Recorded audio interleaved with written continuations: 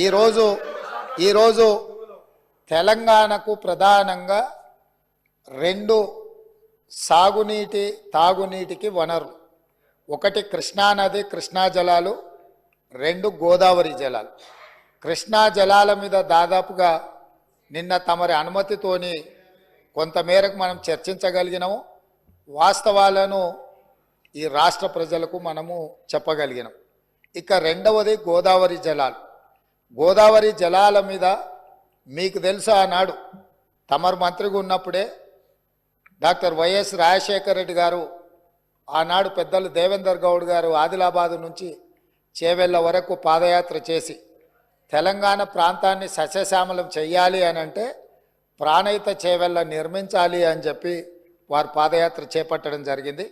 ఆనాటి ప్రభుత్వం ఈ ప్రాంత ప్రజల యొక్క ఆలోచనను దృష్టిలో పెట్టుకొని ప్రాణహిత చేవెళ్ళ ప్రాజెక్టును ఆ రోజు ప్రారంభించడం జరిగింది.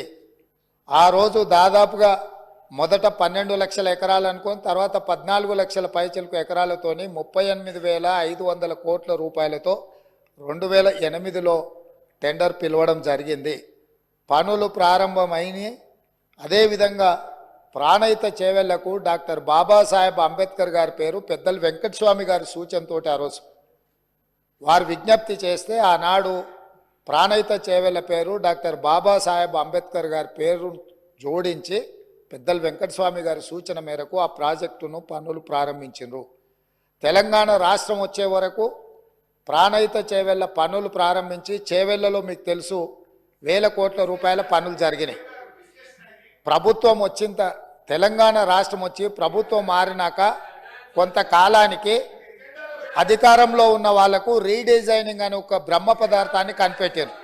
ఆ బ్రహ్మ పదార్థంతోనే తుమ్మిడిహెట్టి దగ్గర నిర్మించాల్సిన ప్రాజెక్టును వివిధ మార్పులకు చేర్పులకు దారితీసి చివరికి మేడిగడ్డ, అన్నారము, సుందిల్ల ఇక్కడ బ్యారేజీలు కట్టి మేడిగడ్డ నుంచి లిఫ్ట్ చేసి అన్నారంలో పోస్తాం, అన్నారంలో నుంచి లిఫ్ట్ చేసి సుందిల్లలో పోస్తాం, సుందిల్లలో నుంచి నీళ్లు లిఫ్ట్ చేసి మిడ్మానేరులో పోస్తాం, అక్కడి నుంచి మిగతా ప్రాంతాలకు నీటిని తరలిస్తామని చెప్పి ప్రాజెక్టు రీడిజైనింగ్ అని ఒక బ్రహ్మ పదార్థాన్ని కనిపెట్టి 38,500 కోట్ల రూపాయల అంచనాతో ప్రారంభమైన ఈ పనులను 1,47,000 కోట్ల రూపాయలకు పెంచింది అధ్యక్ష. అది కూడా పూర్తి డీటెయిల్ ప్రాజెక్ట్ రిపోర్ట్ ఉందా అంటే అది కూడా లేదు. ఇప్పటికీ 1,47,000 కోట్ల రూపాయలకు చేరింది. అది ఇంకా భవిష్యత్తులో పూర్తి చేయాలంటే 2.5 లక్షల కోట్లు అయిద్దా ఎంత అవుతా ఇంతవరకు అంచనాలు వేయడానికి కూడా సాహసం చేసే పరిస్థితి లేదు. సరే, అంచనాలు ఎట్లా పెంచిండ్రు, ప్రాజెక్టు రీడిజైనింగ్ ఎట్లా చేసిండ్రు, సాంకేతిక పరమైన అంశాలు ఏంది, సాంకేతిక నిపుణులు ఇచ్చిన ప్రాజెక్టు డిజైన్ ఏంది, దాని తర్వాత జరిగిన నిర్మాణం ఏంది, నిర్మాణం తర్వాత జరిగిన నిర్వహణ ఏంది, ఇవన్నీ ఒకెత్తైతే ఈరోజు మేడిగడ్డ బ్యారేజ్ అనేది కుంగిపోయింది అధ్యక్ష. కుంగిపోయినప్పుడు గతంలో ఉన్న ప్రభుత్వం ఏం చెప్పింది, బ్యారేజ్ కింద ఇసుక కదిలింది, ఇసుక కదిలితే ప్రాజెక్టు కుంగింది అని చెప్పిండ్రు అధ్యక్ష. నేను తమరి ద్వారా అడుగుతున్న అధ్యక్ష, ఇసుకలో పీక మేడలు కట్టిండ్రు అధ్యక్ష.